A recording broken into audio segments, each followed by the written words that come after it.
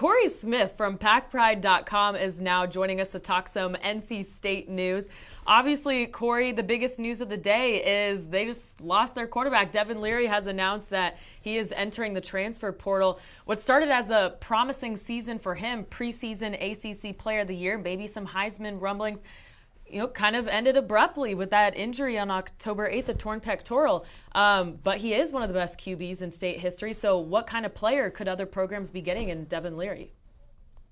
Yeah, Devin Leary obviously being looked at as the best quarterback in the ACC. I think the big thing that teams are going to get with him, as I heard Steve Wiltfong talk about this earlier, is the fact that he has the arm talent for the NFL. He's not, an extremely mobile quarterback, but he rolls out of the pocket. He can make all the throws that you need across the board for any team across the country. I know the early talks have been kind of focused on Notre Dame and some other schools, but I think when you look at what he can do for any team across the country, it's bring a guy that's already ready for that stage, make every throw that you need. And, when you look at what he was able to do at NC State last year before this past season, 35 touchdowns, broke Phillip Rivers' record, 5 interceptions, was the first quarterback in ACC history to throw for 35 or more touchdowns and 5 or less interceptions. You get a quarterback that's ready and doesn't make a ton of mistakes either. So his transferring doesn't really come as a surprise after the emergence of freshman quarterback MJ Morris. Is that the biggest role here in his decision, or why exactly is he deciding to leave? Well, I think it's a combination of that and the fact that, Tim Beck left this past weekend. I think the decision had been made well before that. So I'm not going to say that it was heavily leaning on that. But, you look back at this past year and things didn't work out as far as the weapons that he had around him. Things didn't work out as far as his fit in the system at times. And while I think a lot of people kind of looked at what he could potentially do, you needed to realize that he has a better chance to probably go out on the open market, find a place that fits him maybe a little bit better.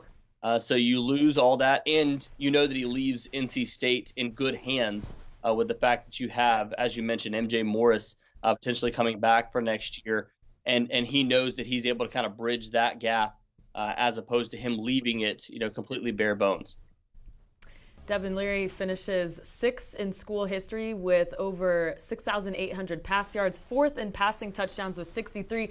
So there are a lot of schools out there who would love his services. Where do you think he might be headed? Yeah, as Steve said earlier, Notre Dame is the team we've heard a lot of.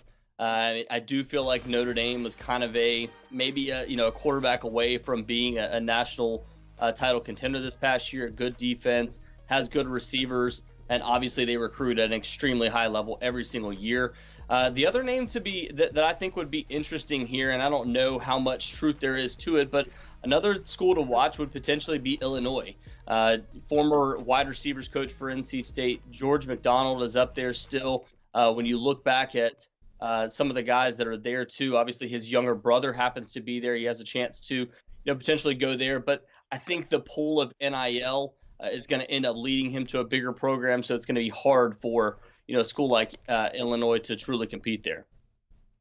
NC State was in the ACC title discussion at least for a while there. They finished 8-4, 3rd in the ACC. Are there any other possible needs that they're going to the portal for?